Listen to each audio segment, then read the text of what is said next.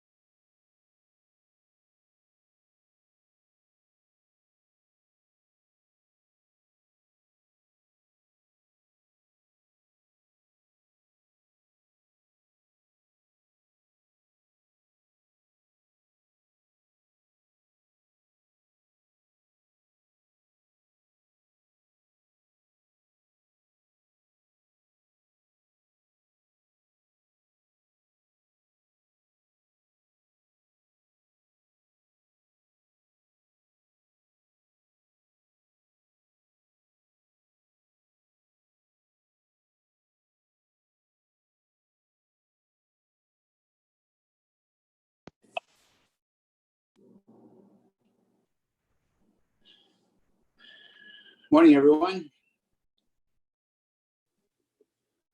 Morning, Dean. Good morning, Dean. Good morning, Jean. Morning.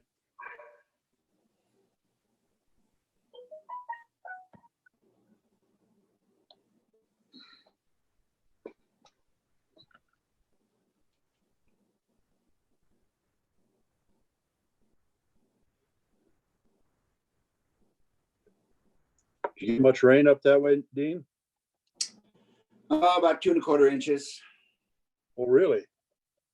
Yeah. Nice rain. About 1.5 inches altogether, or not, 1 4/10.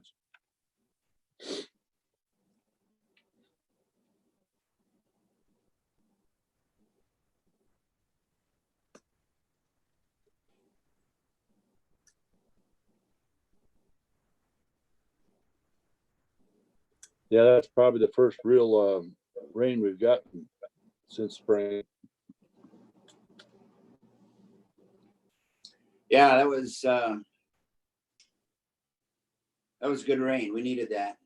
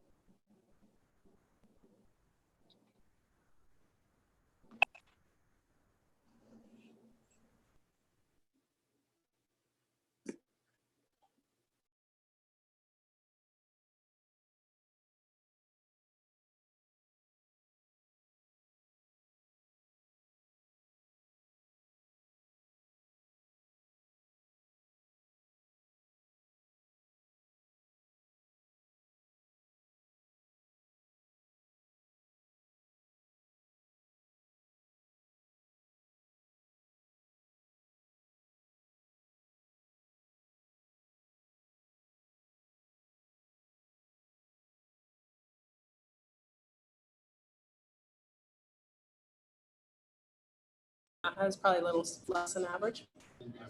But we have the drain 23, the big one. They're assessing the main.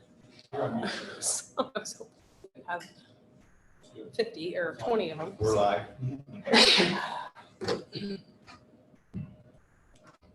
Well, good morning. It's 9 o'clock. I think we'll go ahead and call the meeting to order this morning.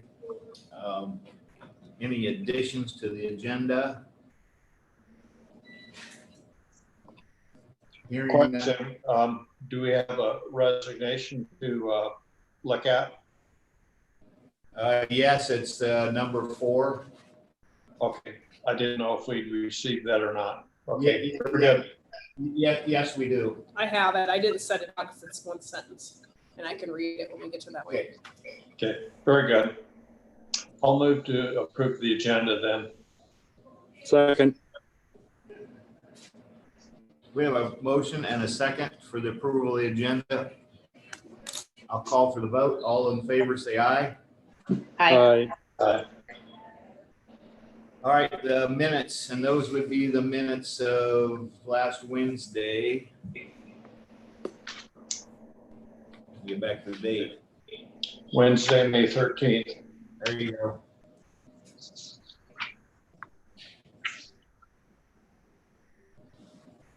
There was not much in them other than our COVID discussion. I'll make a motion to approve those.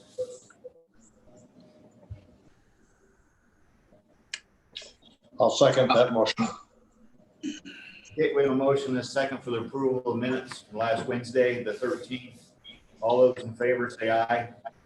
Aye. And opposed? Motion carries. All right, Zach. Got some info for us today. Morning, everyone. Good morning, Zach. And Zach, Got a couple utility permits to start off with. First one's for Mid-American Energy, running power underneath the road, Kitty Hawk Avenue, to a this is near Mount Carmel. Don't see any issues with it. They're going to be the required depth and everything they need to be. So Is that associated with that plat that we're going to approve a number 3? I do not know for sure. I think it is. Neil. That's very similar address. Yeah, It it's looks- the same. It does Same look like. property. Yep. Okay. I'll make a motion to approve the utility permit. Is that the only one you had? No, there's 2. You guys want more, you want them separately or want to do them all at one swing? Makes me know, if you want to do them together, that's fine. We'll do that. Move them together. Okay. The second one is for George Johnston. He is looking to put a bulk LP storage across from his place down there by Coon Rapids, and looking to bore a LP line and a electric line underneath the road for that site.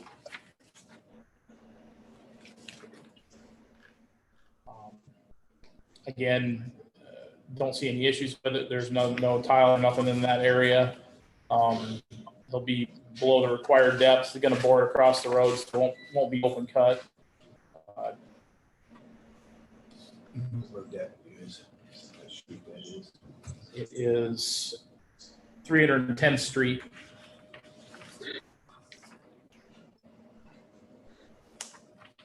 George can do that himself. No, he's not. He's hiring a contractor for that. I'm not 100% sure of the contractor at this point. He's working out the details on that.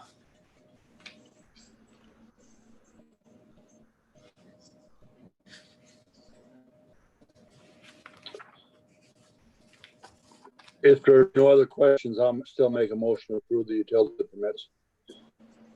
I'll second that motion. Okay, we have a motion and a second for approval of the 2 permits. I'll call for the vote. All those in favor say aye. Aye. Any opposed? Motion carries. Thank you. Next item on the list is gravel stockpile lease.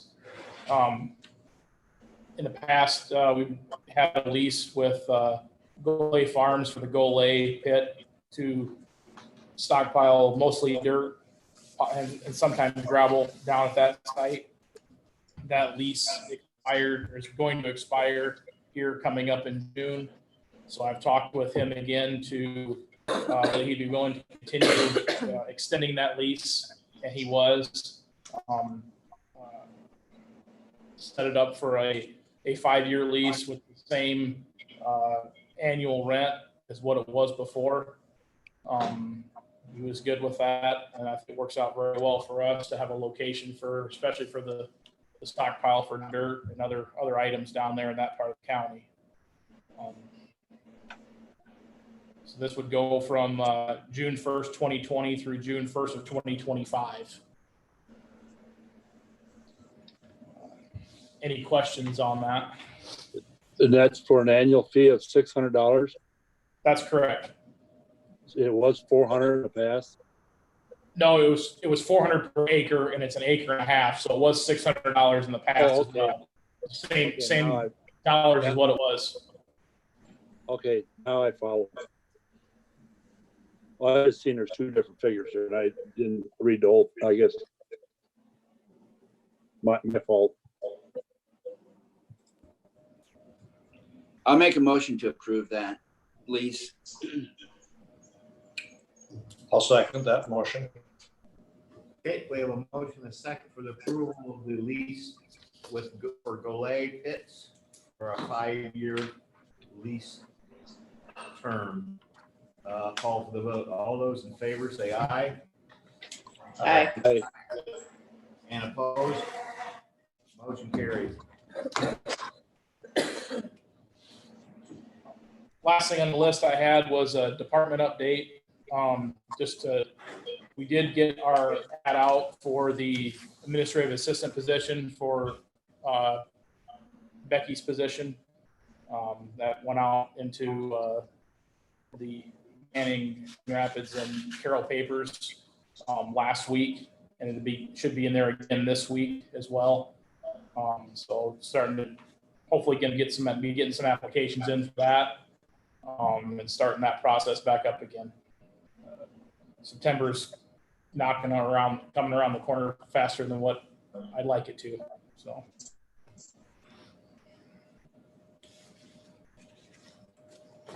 That's published. And when do those due back in? I believe May 29th is what we had set for a date for having them due back. Very good. One other thing to report or to note, we had 2 employees that met their 6-month probation. They're getting out of probation, so we're moving those from equipment operator 1 to equipment operator 2s. Both doing very well. Have been winter time motor grader operators. Worked out very well so far since they started in November. So. You made the shift to summer hours yet? Not yet. Wait till after the holiday weekend. After more. Okay.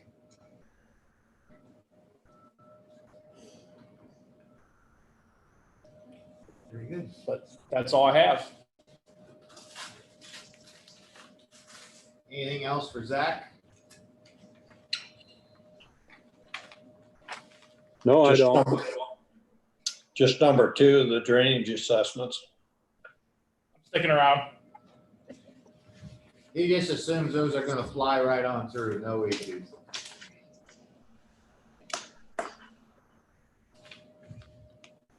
Okay, we'll move on to the drainage assessments.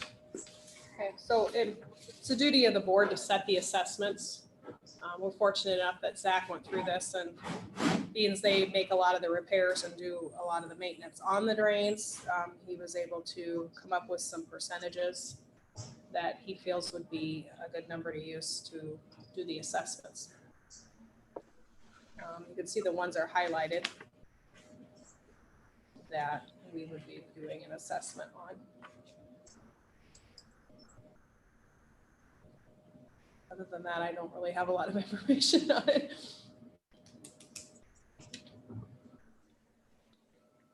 I see we have a lot of these drainage districts that really have very little money whatsoever in them.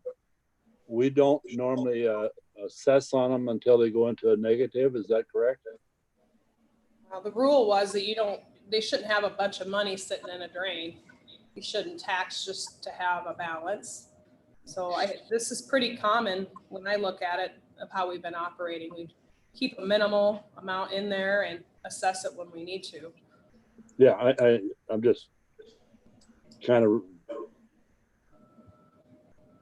commenting to that effect, I guess.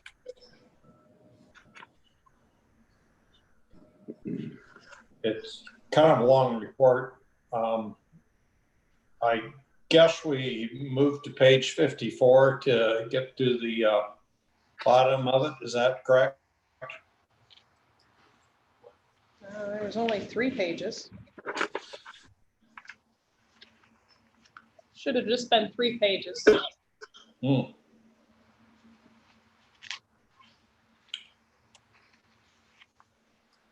That's all I have. Well, I've got a drain balance report that is 58 pages long.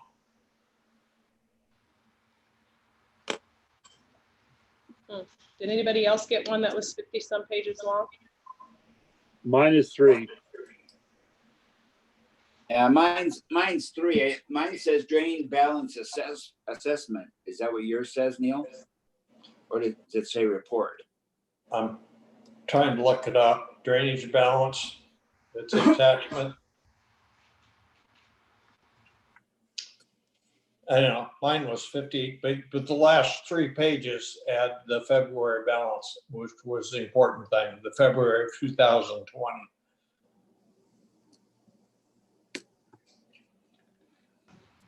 I'm having trouble pulling it up right now.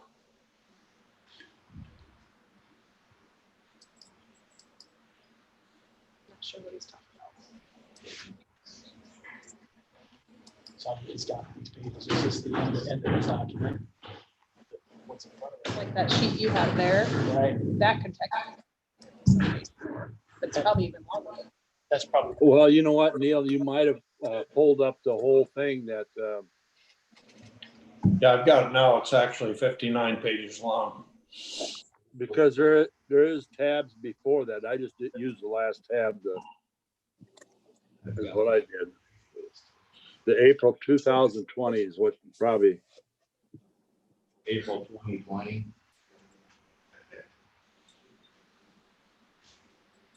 You got it. Because I think it goes clear back to April 2012 if you really want it to.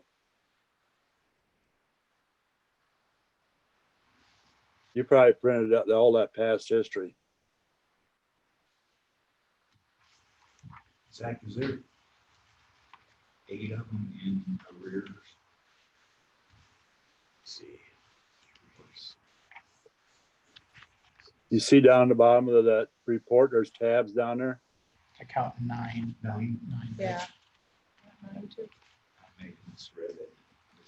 Yeah, that large report is just for your information. You know, the one we're concerned with is the 3-page document that has the percentage of assessment on it. We lost Neil. There he There is. he's back. I'm back now. Yeah, what we're talking, I guess what we're really more concerned with, Neil, is the 3-page, the overview. Is that how the correct terminology there? I think it just says drainage assessments. To be, the other one will be the history of what the Yeah. balance was over time. Okay.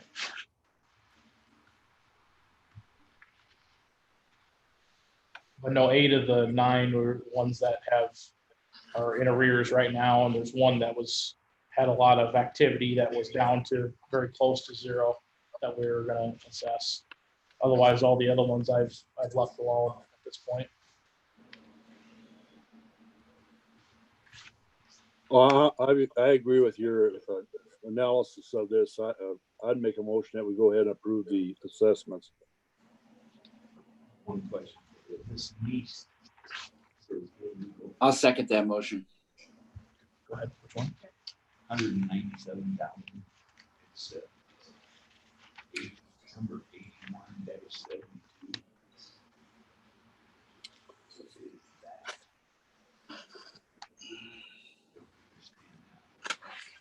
It's an illegal drain.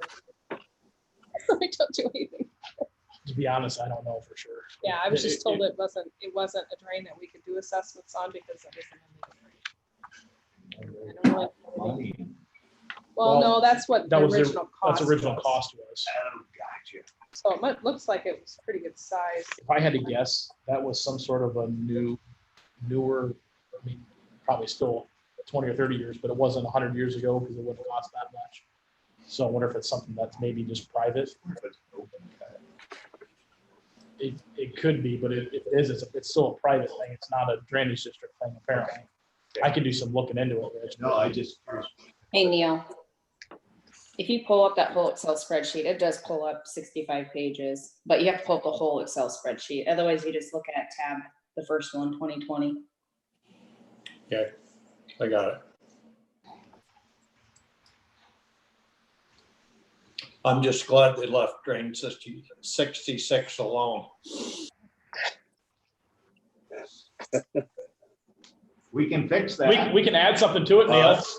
Let's quick approve this. I think there's been a motion ready. And a second. Do I have There a was motion? a second. There's been a motion and a second. Any more discussion on that? Okay, if not, I'll call for the vote. All those in favor of the drainage assessments that Zach worked on, say aye. Aye. Aye.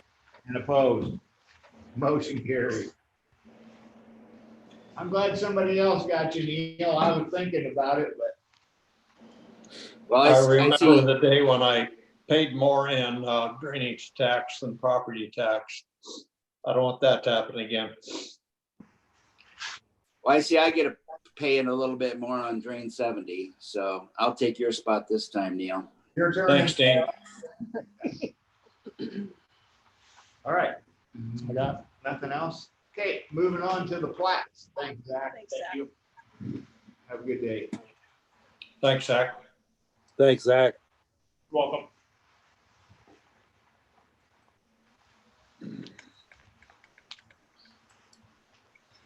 Okay, we have a plats for today.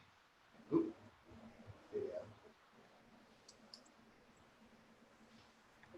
Any Yeah, we have questions on those? Should just have one. Question on that today?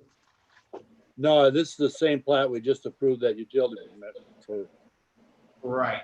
Yeah, so it's lot 1 of the northwest southwest, section 26. I'm not sure what township that is. 80. It's in 75. East Township. Okay. 85.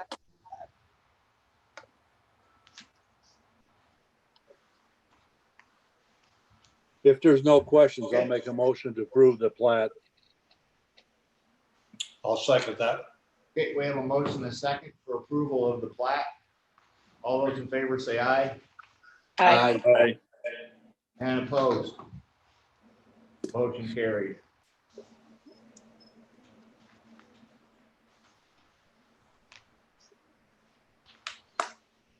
All right, the next thing up is a resignation of Rosie Scott. So she did bring this in on the 13th, and it states, "I'm resigning my position due to threat of termination as Carroll County General Assistance Director and Rolling Hills Regional Social Worker."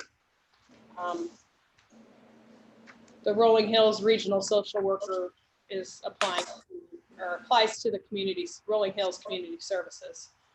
The only thing we are concerned with, I guess, is the General Assistance Director position. But we did receive that on May 13th. I guess we just need a motion to acknowledge acceptance of the resignation. I'll go ahead and make the motion to acknowledge the acceptance of resignation of Rosie Stotts. I will second that. Okay, we have a motion and a second. Any more discussion on it? I do have an official statement that I'll present to the, in my supervisor report today. Have you guys scheduled a time for her to pick up her personal belongings? It's already taken care of. Okay. Okay. And everything is done, staff.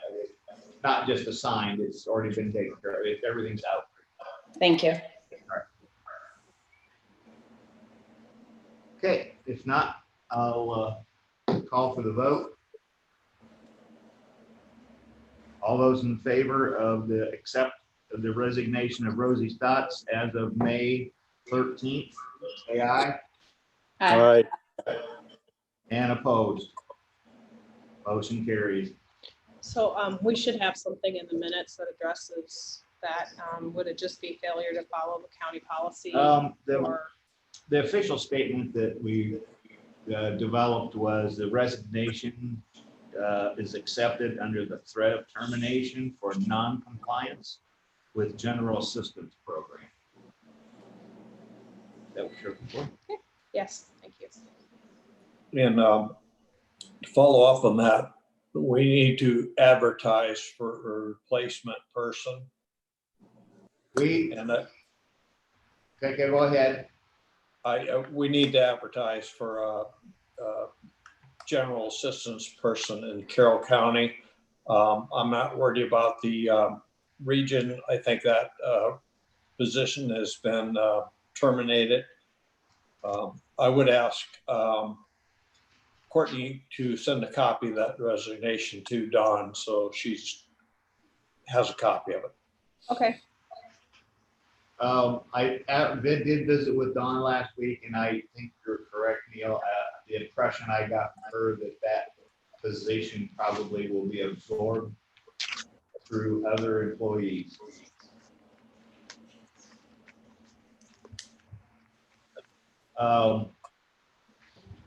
So when she said that, Rich, are they gonna need a office space down there yet or not? She was gonna let me know on that, and I haven't heard back from her. I'm guessing no. So, but Neil can touch base with her and find out if they need a landing spot for a day or two or whatever they need to do. Just let us know and we'll work out something. Okay, I'll call Dawn and get her take on whether or not she needs office space. Okay. Okay. As far as advertisement, we've kind of discussed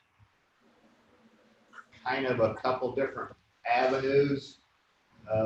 We did get a ruling on one. One of them. Oh, I don't care. One, Courtney has shown some interest of absorbing that into her realm of duties. Of course, there'll be some type of compensation probably required there. We had a little concern whether that was an elected position, whether that could be done. John has looked into it, and he has I'll get this so I say it right. He has some informal advice from the Attorney General. So he will be getting that off to us sometime in the very near future of yay or nay or what to watch out for. So as soon as we get that, then I think we should move forward. But yes, I think you're right, Neil. General assistance continues out there, whether no matter what we do with it, how we decide to do it, but that program continues out there in the county, and we need to get someone on board as quickly as possible to absorb some of those duties. Well, or with the situation we got going on right now, should we be having somebody in there at least fielding those calls and stuff and trying to handle things while we're looking around here? I mean, I think there's a need out there right now. Yeah, I think there is some situations that I think are rising that, and they will continue to rise that we probably need to address fairly quickly.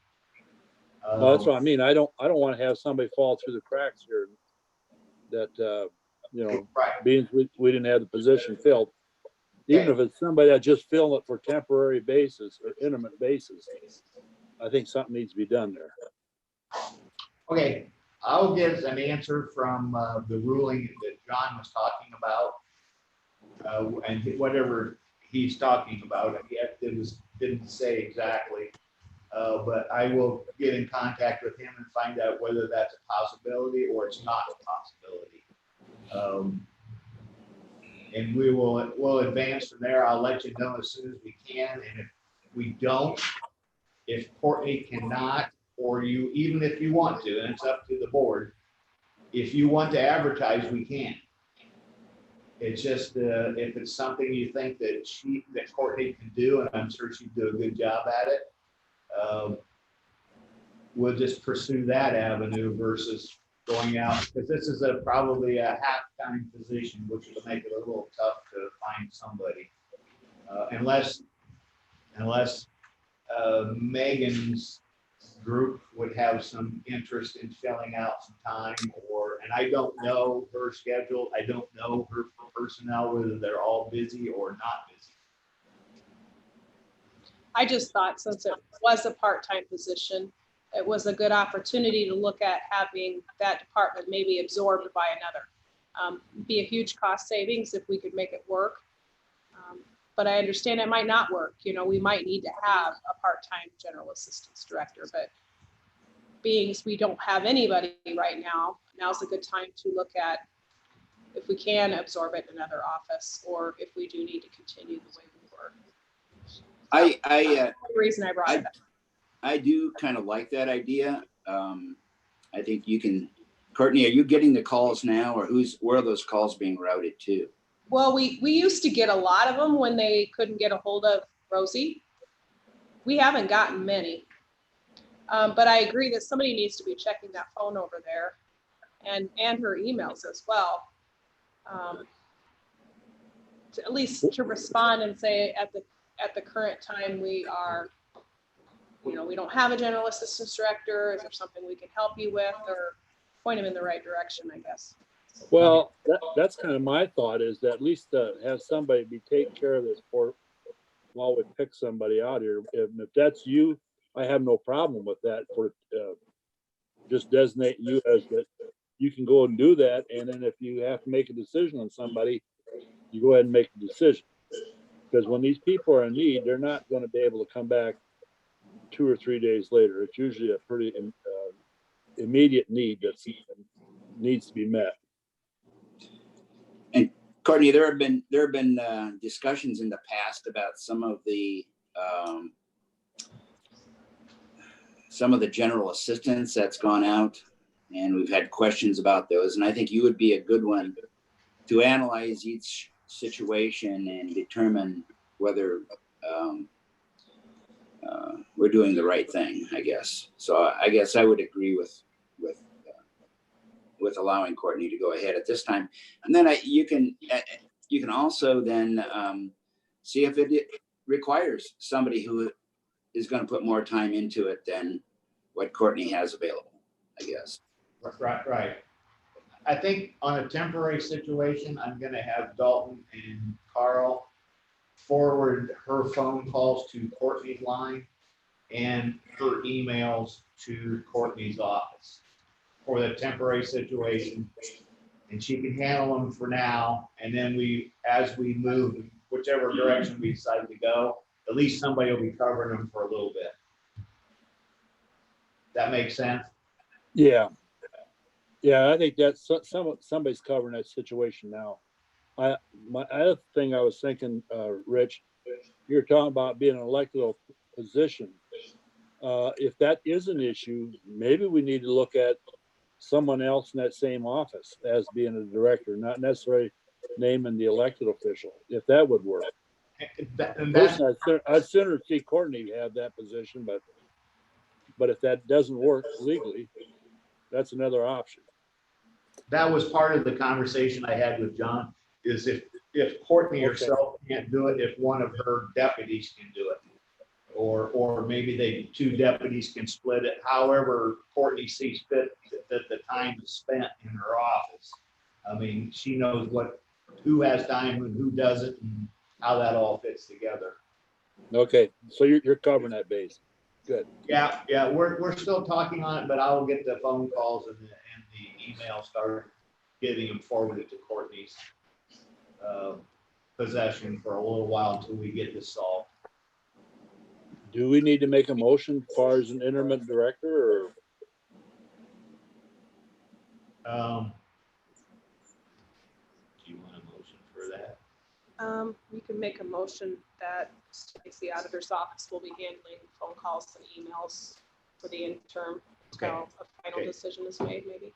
Yeah, so let's go ahead and get a motion, and I'll make that motion that we have Courtney, the auditor, receive the phone calls and the emails and the decisions on an interim basis until we get this office filled or absorbed. I just want to comment, Rich, on that motion as to put Courtney's name out of it, just the auditor's office. Yeah, that's fine. Makes sense.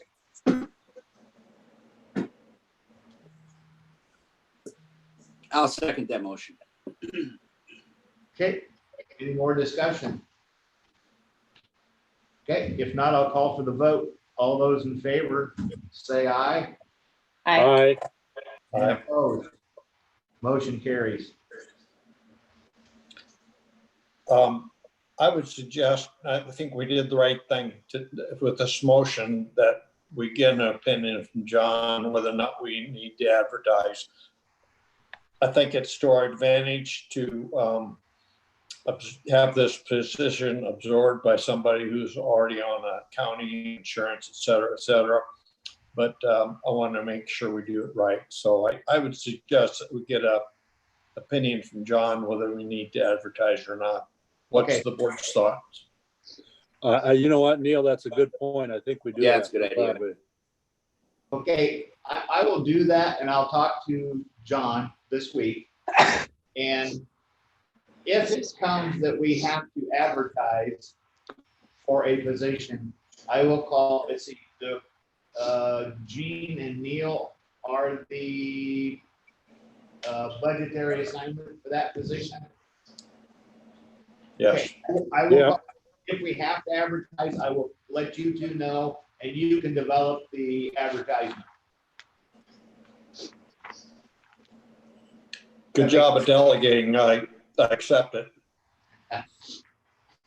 You should have been here. All That right, should probably become for the board though, before we advertise. the description of it, yeah, I'd like to get the description out of these two, because they've been involved with it probably longer than I have. I wouldn't know what the job duties all entail for sure. I wouldn't want to leave anything out. Well, the biggest thing is if we're going to consider filling this position from outside, it's not going to be a full-time position. Yeah. Correct? I don't believe so. And I don't know whether it's even a half-time. I don't know if it's like 4/10 of a time, or that's the determination. I don't know, because I don't know exactly what they do. Well, Courtney, is there a job description for that position in the One file up from the there? early 90s. We have And one what's from that? the 90s. There was Okay, one developed in the early 90s. well, if we gotta go to that point, You said as a guide. yeah, we could take a look at it if we get to that point. Well, if Courtney can find it, I'll have her email it to you two, or actually email it to all of us.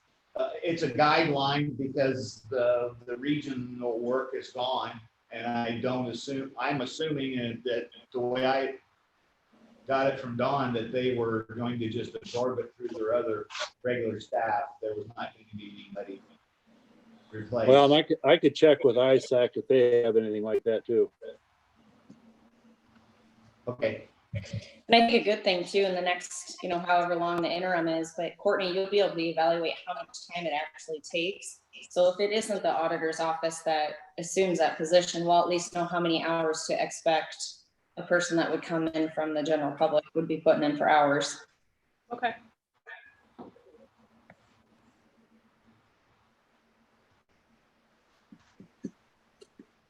all right, we got a little loose ends to clean up, and we'll get that done by next Monday, hopefully. We'll be moving forward. Like I said, we've got an interim cover, so. Okay, the next thing is to set the public hearing for the CDBG block grant from IEDA. Okay, so I heard from Region 12. You remember when you guys approved this, they said there'd be some publications required. So that's what this is. So we're proposing that June 1st, we hold a public hearing. The purpose is to receive public comments concerning Carroll County applying for a community development block grant from the Iowa Economic Development Authority to provide funds for home buyer down payment assistance. Items to be discussed are the proposed project, activities, costs, locations, and the amount of funds required to complete the project. So we're required to publish notice of a public hearing. And that was part of the agreement that we talked to Chris about. I'm proposing that we hold the hearing on June 1st at 9:30.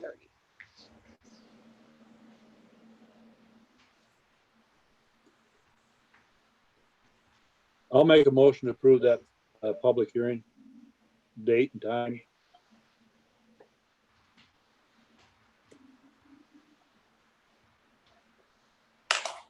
I'll second that motion.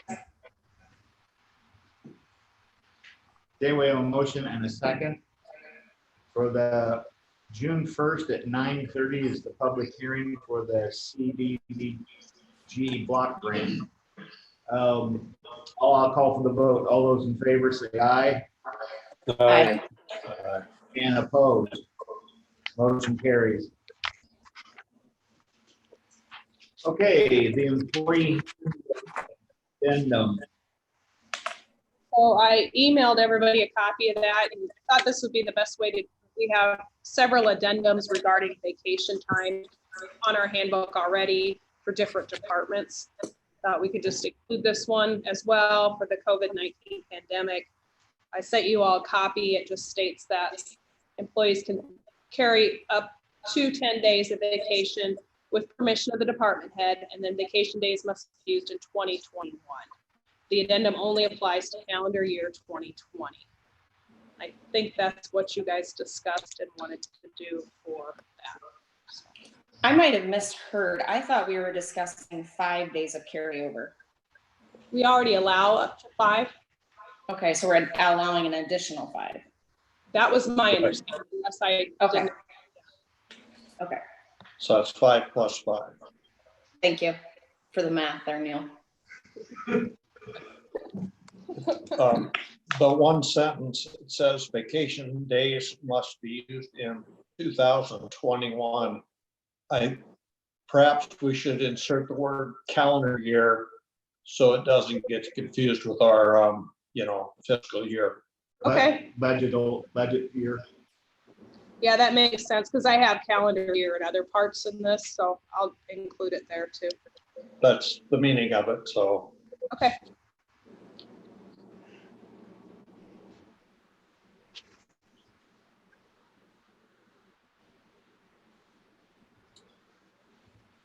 I'll make a With that motion to change- approve that addendum. I'll second it with that change. Okay, we have a motion and a second for with the change of calendar year added in for the employee handbook addendum. Any more discussion? Not, I'll call for the vote. All those in favor of making the change, say aye. All right. And opposed? Motion carries.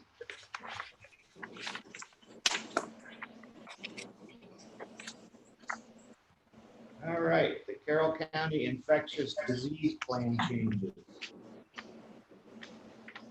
And on this, I just took what the city of Carroll had and put it into ours.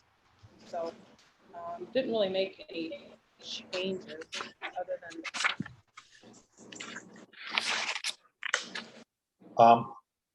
One thing, in addition to that, is you're requiring them to be self-monitoring, but you didn't attach the log for self-monitoring. yeah, I have it. I just, yeah, I can attach it. It really just has a place on there for them to track their temp, cough, difficulty breathing, sore throat, wheezing. We're already doing that at the courthouse. Okay, Oh, but there is a form that the city's using. I have a sample. I can certainly email that to you if you'd like to see it. But that's what they are calling the symptom self-monitoring log.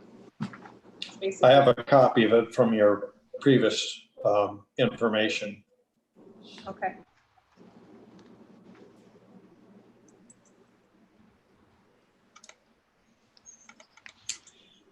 There was some discussion on this on Friday at the Emergency Coalition meeting. Not just Carroll County, but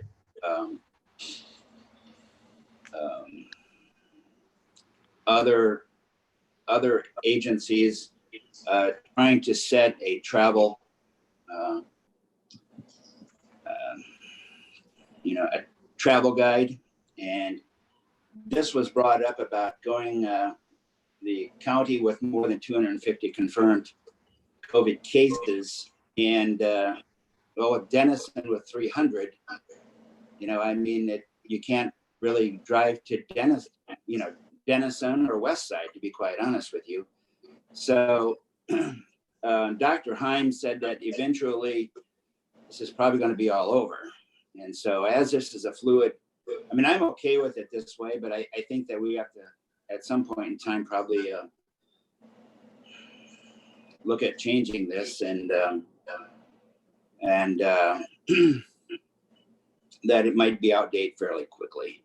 So that's my only comment. I mean, if you leave the county for anything, you would probably have to come back and wear a mask for 14 days if that was the case. Yeah, Dean, I agree with you. I think this thing is going to be changing constantly. And if things continue, the whole state's going to be over that 250, I think. So yeah, I agree. We'll probably have to take a look at it. It's a fluid situation. I guess right now I'm okay with this the way it is right now. I think the thing we're trying to drive at is that people don't go into these hot spots. Well, we have a Kernan County employee that drives right into hot spots quite often. Environmental Services, we have a shared contract with Crawford County. So that's why I kind of agree with Dean that putting a limitation on a number is, I guess a heavy hot spot to me, after we've seen what's going on, is probably 500 to 1,000. But, some of these counties don't even have that much population. So I don't know if I'd like to put a percentage on it. I just don't know if I like a number at all on there. I guess if you as an employee feel like you've been, of course, there's so much asymptomatic out there, it's really hard to tell. If you as an employee are sure that you've been around someone that has had it or is having it, I would think you have a respect for the rest of your employees that you would wear, your coworkers. But like I said, putting a number on is awful hard because we'll be constantly looking at it. We have a secondary roads employee that lives in Crawford County.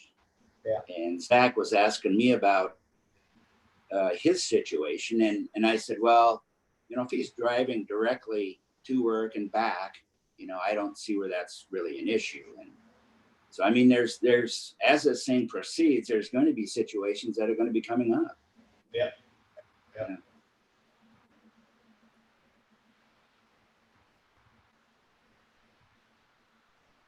So what's the board's wishes? Continue to pursue this?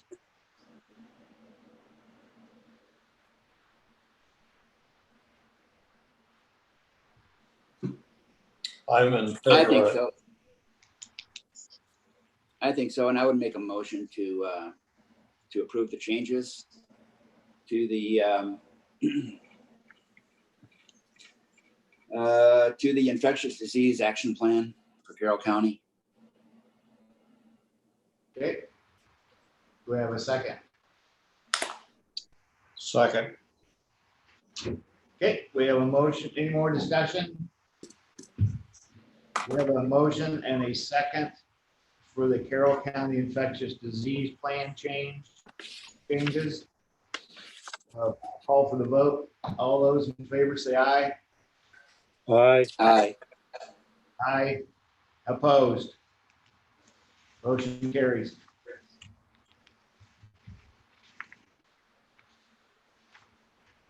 All right, the review and discussion of the articles of agreement for the Workforce Development Chief Elected Official Consortium.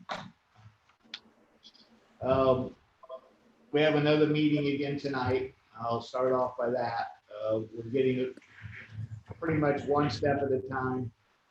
I guess I'm looking for approval of the 2080 that was presented, that was sent to you this week, and I assume you all got it. John has looked at it. He's okay with it. There's a large group of county attorneys looking at this. Some counties have passed it and some are still in the same stage where we're at. I'm not trying to rush you along. It's just we need to keep moving this thing along. We need to kind of continue to keep picking off pieces that we can and keep moving. You know, Rich, I read this thing. I really have no problem with it. I thought it's pretty common type language for a 2080 agreement. The only thing I would suggest in there's nothing in there about having, and I would think this is something that they would look at, is the size of this 2080 agreement with this many entities, that they allow for alternates to vote and alternates to participate like we do with a lot of other organizations. Okay. Now, I don't know if I've heard that. And that could be done at a later date too. Yeah, and I don't know if I've heard that in any of those conversations about alternates. Well, Maybe- you know, like what I'm saying is, Stephanie's my alternate up at the Yes Center, and you're the alternate for Neil up at Rolling Hills. Right.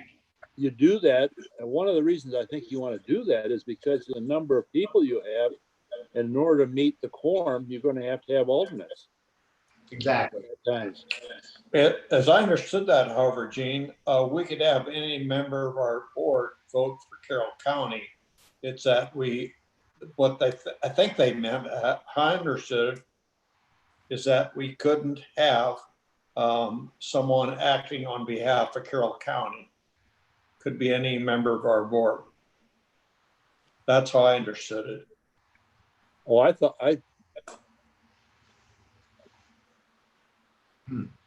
this was Friday when I read it again, but I'd have to That look. says each member county shall cast its own vote on, they're talking about proxy voting there. So let's say, for example, that you were appointed and couldn't make a meeting. Well, Rich could vote for a county, and that would be okay. But we couldn't appoint someone from outside of our county to vote for us or give them proxy. Couldn't give proxy, for example, to Crawford County. That's how I understood it. Maybe. Yeah, that's how I understood it too, Neil. Where's that at in this section? Page 2, section 5, letter D. Yeah. 5, C and D, yeah. Well, it says proxy voting shall not be permitted. Oh, so each county shall cast its own vote. Well, if that's what it means, that's fine, I guess. I missed that part.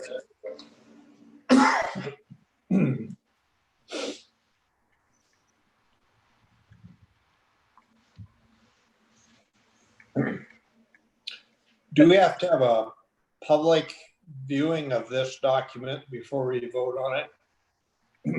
I'm okay with it. I just wonder if we needed to have the public chance to look at it. I don't think so. Courtney doesn't think we need to. If you would like to, I guess we can. I guess we could allow public comment at the next meeting. We don't want to publish it. It's too big to publish and it costs us a fortune to do that. But I guess if the public would like to look at it, they can surely get a copy from the auditor. Just, having it available online for the public could make me feel better if it's required or not. Courtney doesn't believe it is.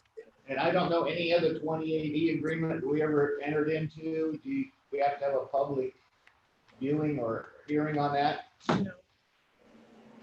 I don't believe so. Okay.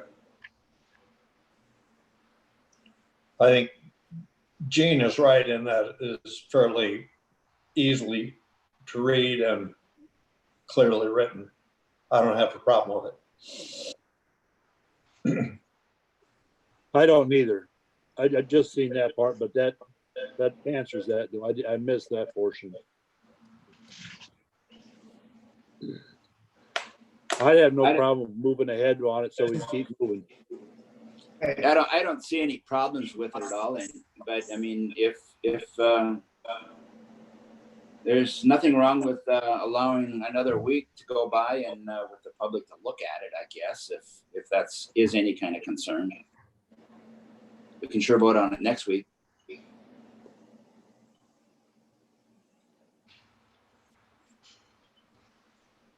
Let me look at the date. I'm trying to. I think we've got another week in there. We can do it. It actually won't be next Monday, it'll be next Tuesday.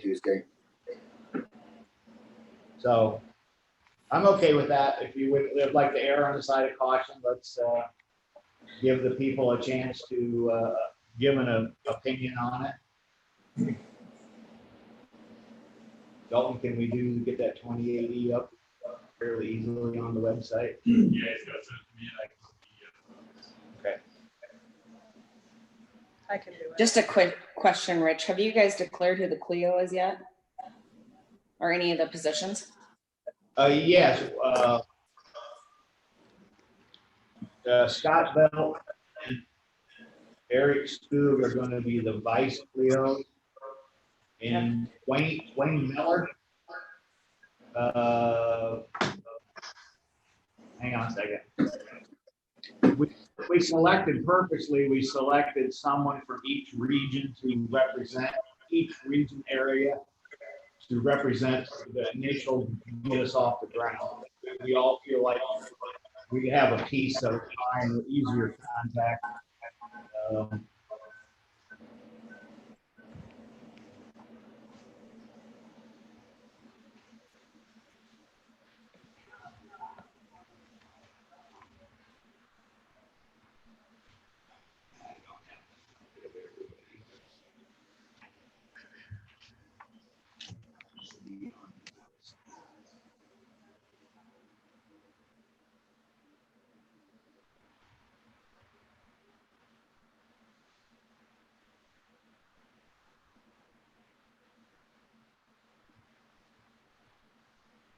Yeah, Wayne Miller from Cherokee County is going to head it up. He's going to be the head Clio.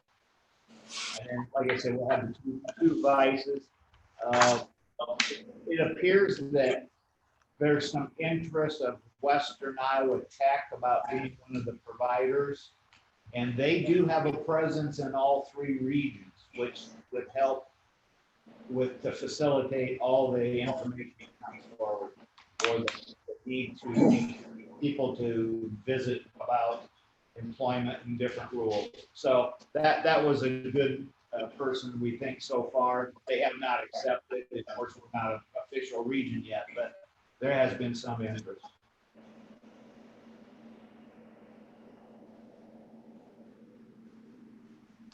Okay, so we're gonna put that back on the agenda for Monday. For the Tuesday. Tuesday, I'm sorry, Tuesday for the vote then. Does that make sense?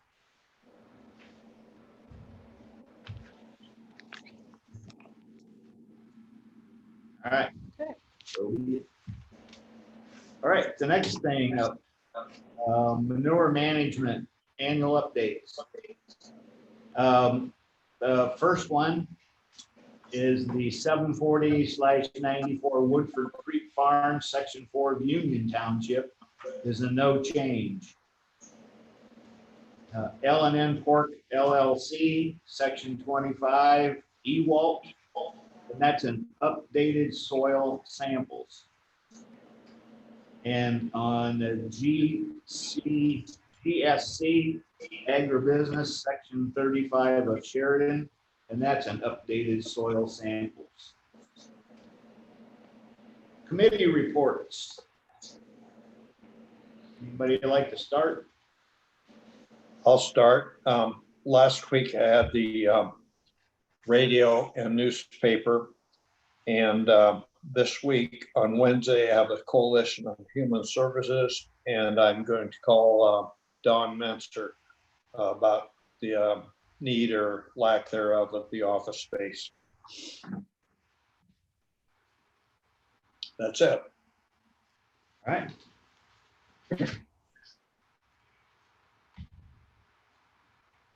I'll go next.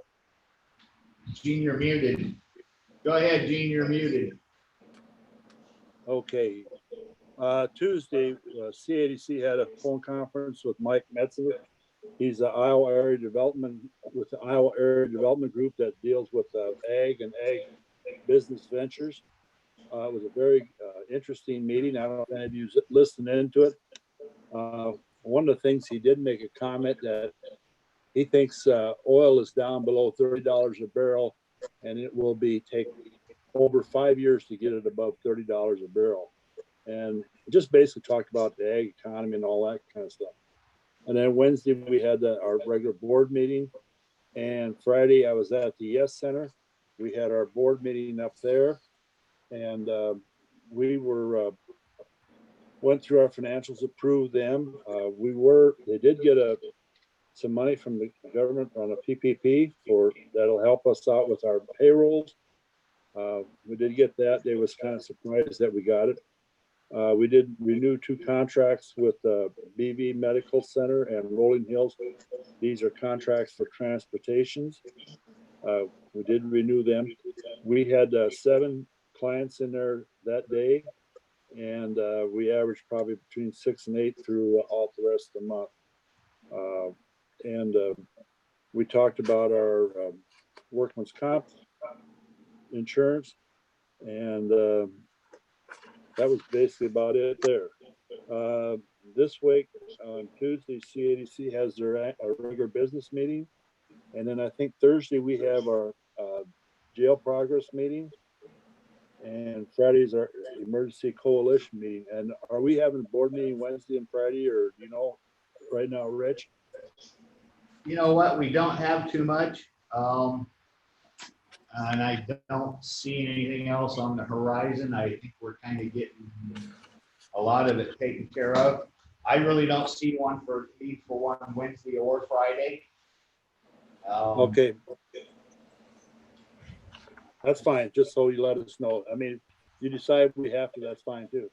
One other thing I'm going to do, and Neil, particularly being here on Rolling Hills, I read the paper yesterday, and there was an obituary on there, and it talks about, I think I'm gonna send this to you because it's kind of points out the sad state of affairs we have with our mental health in the state of Iowa. There was some comments made, and I think I'd like to see you see. And I probably, maybe I'll send it all to all 5 of you or 4 of you. I'll look for That's all I have.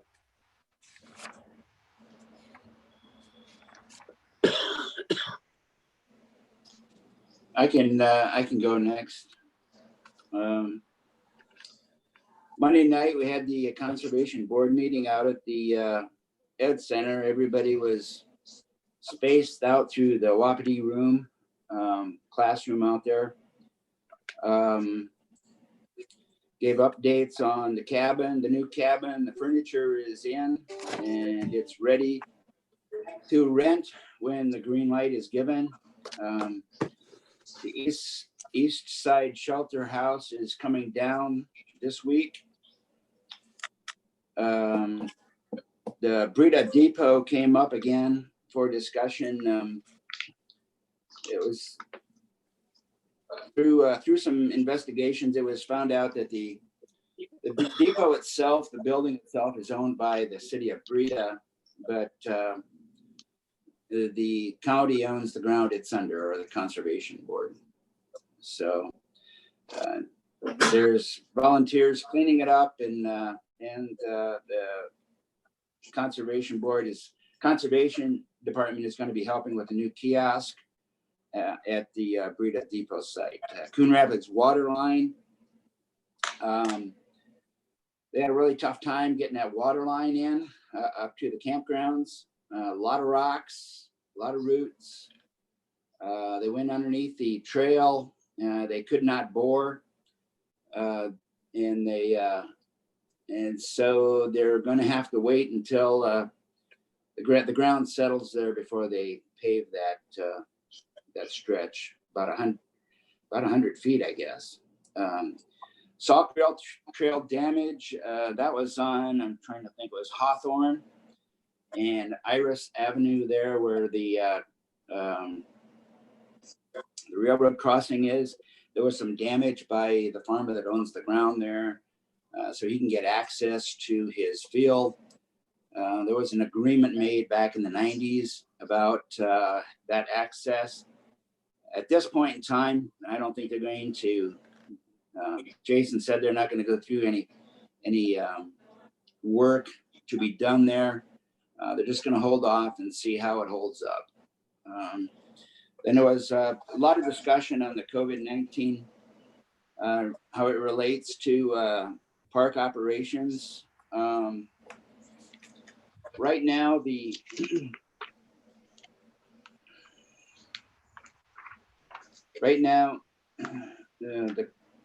Swan Lake and all the parks are in level 1, which is restricted camping and facilities closed. So that just basically means that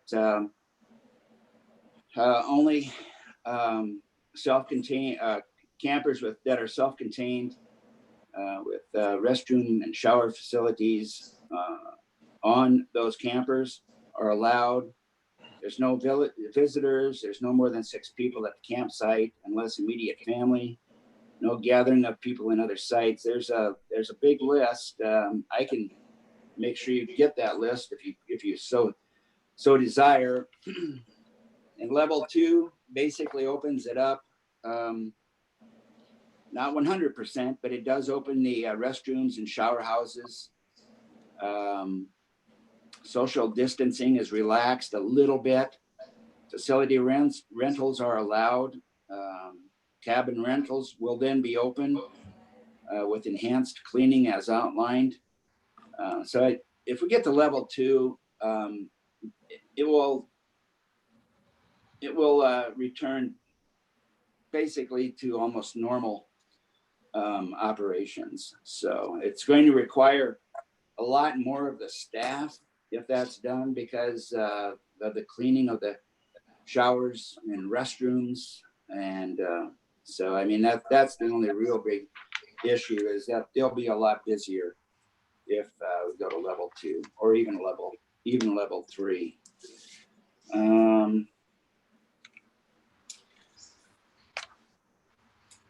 I guess that's pretty much it for Conservation Board.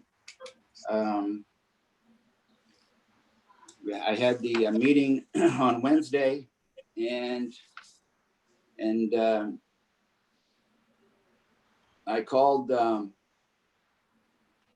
Dave Milbauer on Thursday morning to talk about their intentions going forward.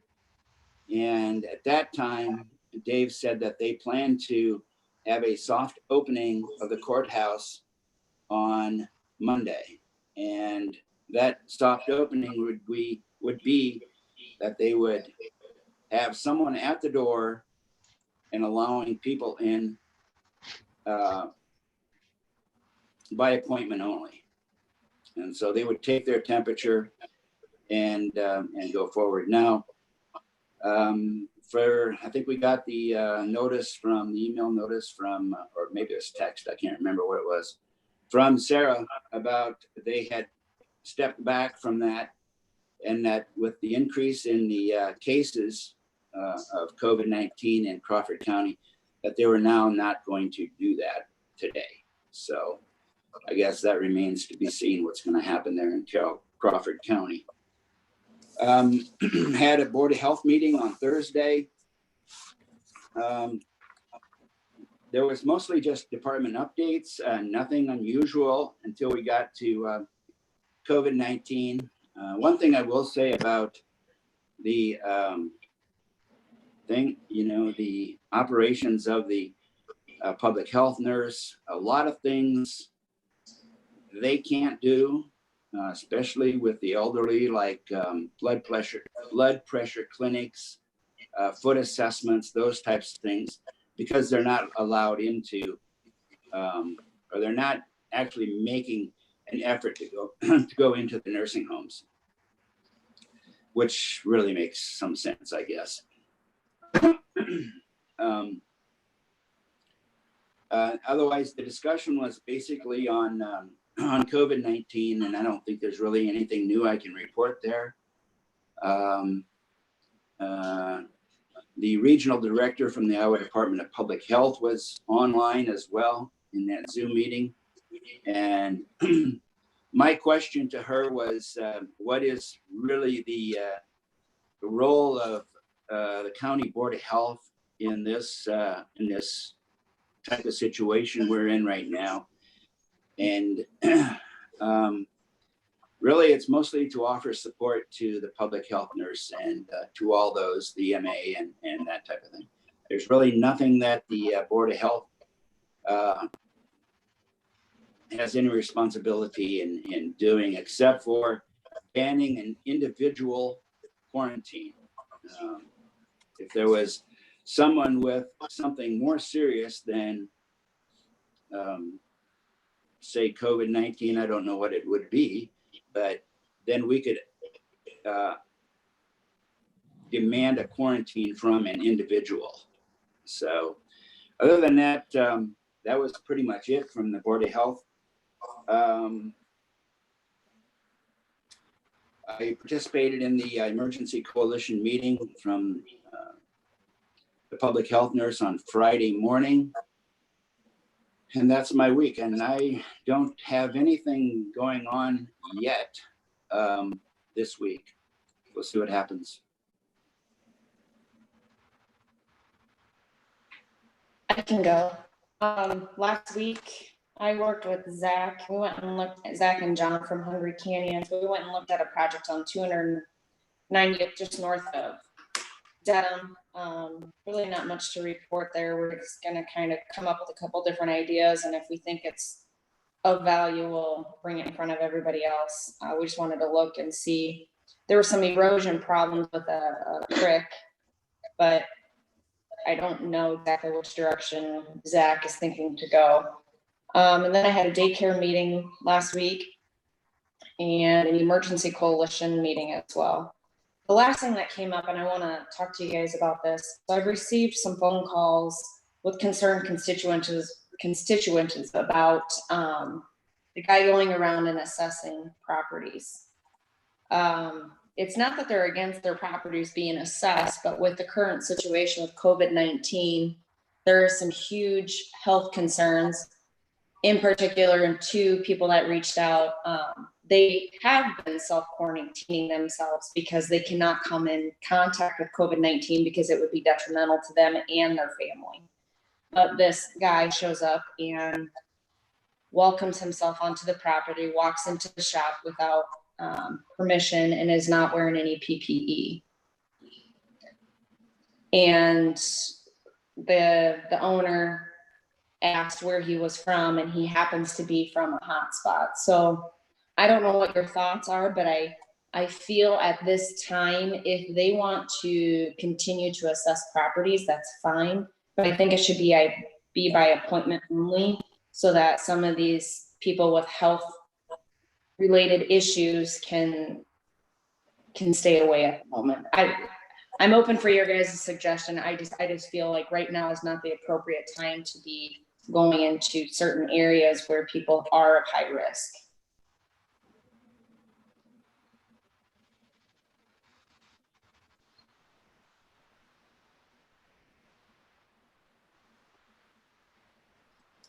Well, are they trying to make, I guess I don't know, are they trying to do indoor visits? They just walk around the outside portion of the home or property? I guess I don't know what they're assigned to be doing right now. If we talked to Cindy about that a little bit, I think, you know, appointments would be really hard because you don't know how long they're going to be at each one and where they're headed next. I guess I don't know about appointments, but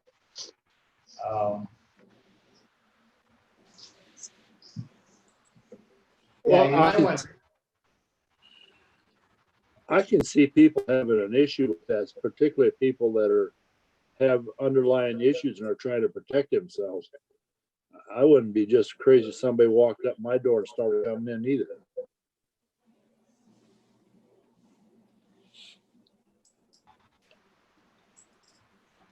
Well, I think somebody needs to talk to Cindy about that, you know, that whole situation. And I don't know how you would set up an appointment either.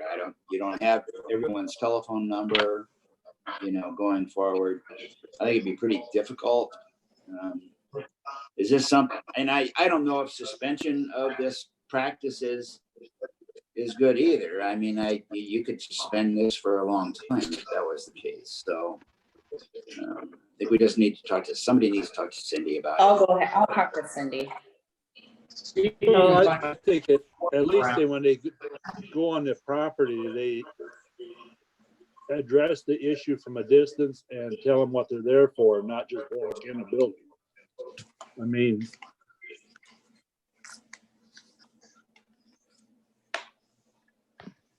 Well, I also feel they should be wearing at least a face mask. And if the property owner says, I'm sorry, you're going to have to come back at this time or at a different date because of their underlying health conditions. And I don't know. That's my comment. If they tell them that contract was out with them, you need to ask Cindy, because I think that they can assess that property whatever they think is right, not what is right, but whatever they think is, which could be twice as high. Now, so yeah, they kind of open themselves up a little bit too. I understand that they have to be nervous, but they also understand that we're going to do it from a distance a little bit too. So yeah, you need to talk to Cindy, because Gene and I were talking prior to the meeting here too. The census people are going to start going back out again now too. So, and they're going to be wearing PPE, but they're going to be out there too. So I understand the need for protection, but if they're doing it from the outside and they're doing the best they can, I don't see a large problem. But visit with Cindy and see if you can come up with a workaround. Well, yeah, the census thing's just getting started as far as home visits, but hasn't Vanguard been at this for a while? And isn't this getting close to being wrapped up as far as You the know, I don't appraisals? know, Dean, but they have been at it quite a while. I would assume they're getting down towards the tail end. I don't remember when that contract, I wanted to say July 1st ran out, but I won't quote that for exact.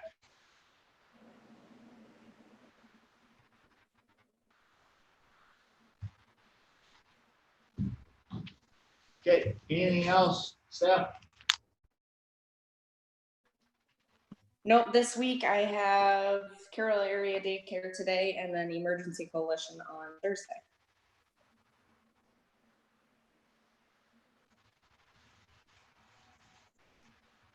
Okay, last week, Tuesday, I had attended the waste agency meeting, Tuesday morning. Cardboard is way up.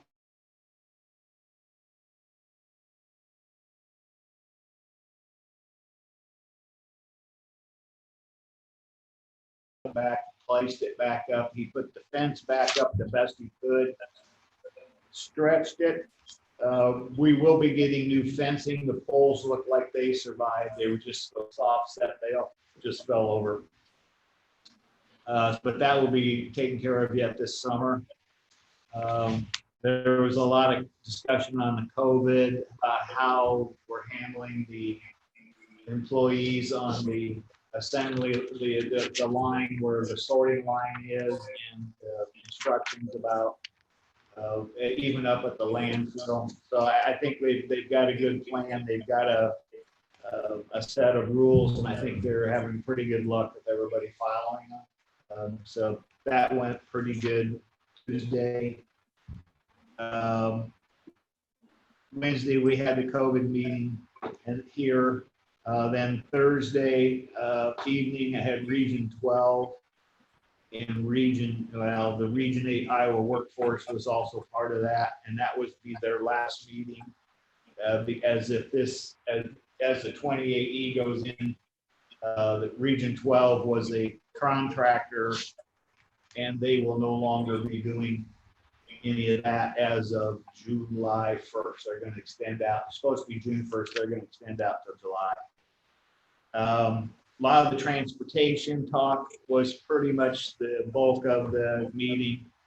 We're down from 34 drivers down to 10, as there are the elective surgeries and the doctor's appointments. A lot of them have been moved to online, and they seem to be solving it, a lot of it that way. The back and forth, the busing that they do in the Denison area and the Sedgwick area, the ridership is way down. And that is the COVID cases that are increasing in Crawford, which that eliminates a lot of the riders. They've had a few drivers they've brought back to special runs. They're the healthier ones. They have some employees that have underlying conditions, and they're not even asking them to come back right at this time. And then that was Thursday. This week, I have the Western Iowa workforce will be starting again tonight from 5 to 7 tonight. I'll be on a Zoom meeting for that. Wednesday and Friday, the COVID meetings are still up in the air. In fact, I think I'm just going to have pose that we'll have one Friday, but if we don't get any more information in, we'll drop that one also. But at least we'll have it published. That we'll do it Friday. We'll drop the Wednesday one this week. And then so this coming Thursday, I have Shive Hattery on my calendar from 9 to 12. I assume that you all have that also. Last week I had a conversation with Daryl Baker from the ambulance. He has a unique situation. Once again, through the COVID, he has a young man that has went through he was an EMT and is trying to become a paramedic. He has accomplished all the goals except for they have to go and do a national ride test with a national certified person. They are not doing that at the time. So they issued him he's a paramedic. He's issued a particular certificate, but he cannot be the lead paramedic. He can do the paramedic work. He just can't be the lead one. So if he's on site with someone else, he can do all paramedics assignment. Now it comes down to the provision as he jumped through all those hoops. Once he became a paramedic, he should be compensated for being a paramedic. Being he's short his last little step, and his knowledge puts him right up against there that he's okay. What do we do with these pay? That's kind of the agreements we make with all of them. Once they qualify, then we move them up. But we can't do the final test. Now, we have been caught in this in the past. So my recommendation to Darrell was to put him at 80% paramedic pay until he accomplishes that last. We're really getting paramedic work out of him, but we're not completely certified. The union contract, right? But can he work on his own as a paramedic? If he's with the paramedic. Then he can't. Not on by himself. Then he's not a paramedic. He's on with the paramedic, But he's jumped through he's certified paramedic. He is, according to the state, he's a certified paramedic. But he can't work by himself. there's nothing in contract covers that for me. That's the problem. And that's the problem we're gonna run into. The auditors are gonna look at that and they're gonna say, you guys didn't follow the contract. Then we're gonna get our hands slapped, just like we did before. Well, nothing in the contract doesn't say we can't do it. But he's technically not a paramedic. It's a temporary certificate, correct?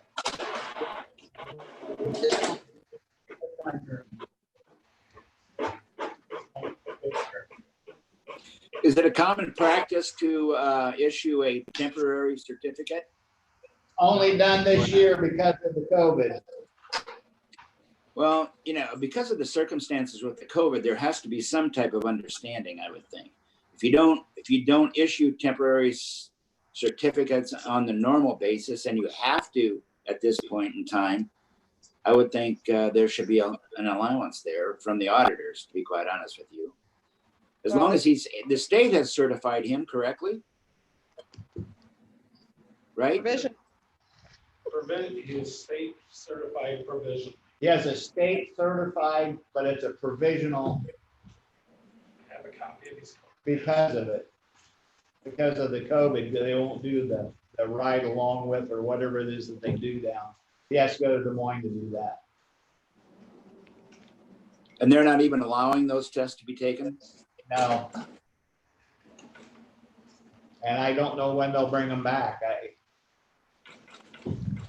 I assume, I'd hate to assume anything because I don't know where it follows in the governor's decree, where that would fit.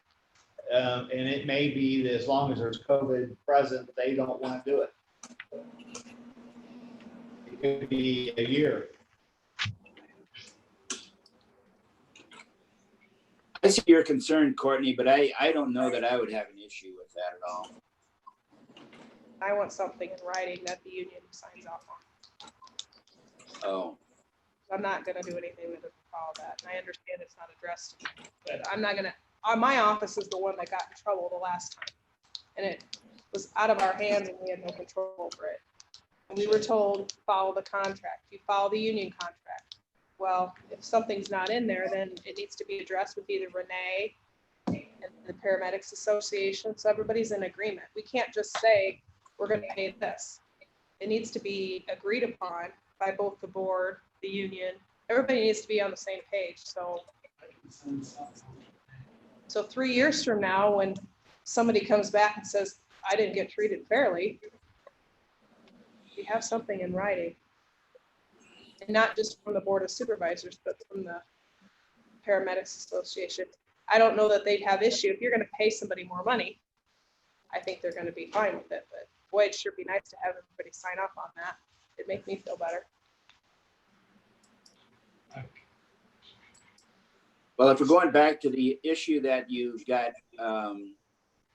dinged on, we didn't even know that that situation existed, correct? The Board of Supervisors? Well, I didn't either. No, nobody knew. That was the biggest issue.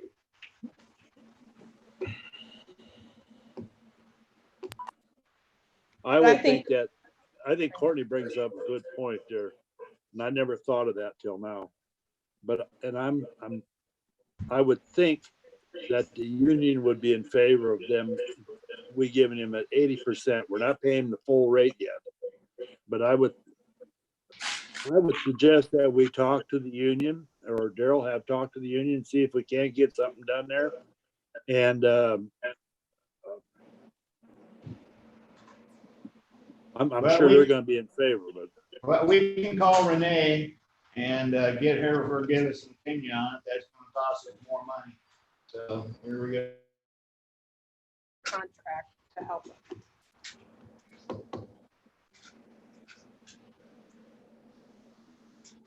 Right, this time we did his old rate, because most of it was earned under his EMT rate.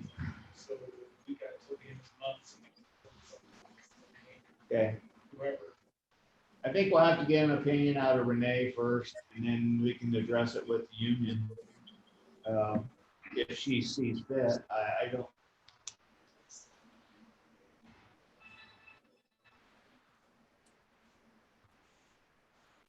I think that's our next step. State auditor don't scare me, so. Well, we have new auditors this year. But just want to make sure that Well, I understand. rules. I understand. we got to be careful because this isn't an agenda item. Right. So right, right. I guess- No, we're just still discussing. Yeah. So that was part of the conversation. So I think we'll just have Daryl call Renee, have her give us an opinion on it, and start a procedure to fix whatever we need to make this work. I think it's only fair to the young man that we at least pursue that avenue. Yeah, because under normal situation, right now, he'd be at 100%.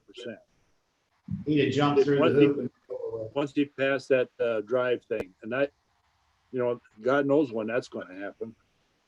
Like I said, yeah, like I said, and I don't know where it fits in the degree of what's going on, other than maybe it's a policy that the local. And the other thing is, we got to feel comfortable with what the state, if the state was willing to give him a temporary license or a provisional license due to COVID, I mean, they've got a lot of faith in this young man. Well, that's the way opinion I look at it too. Okay, we'll look into it a little bit more. That was just part of the conversation I had last week with Daryl. Other than that, that's about all I've got for today. Jean, did you have something? She's gone. How many people do we have? How many people you got? Well, we finished with about next 16, well, 6 now, and we're up to 22. 22. Yeah. I'll go with the bigger number. Anything else, Daryl? That's why I just came. Was the Okay. question. Very good. Okay.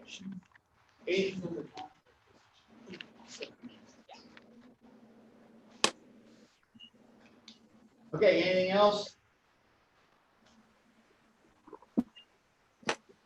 Okay, I'll take a motion for adjournment. So moved. Second. Okay, we have a motion and a second for adjournment. All those in favor say aye. Aye. Opposed? Motion carried. Maybe Friday, maybe.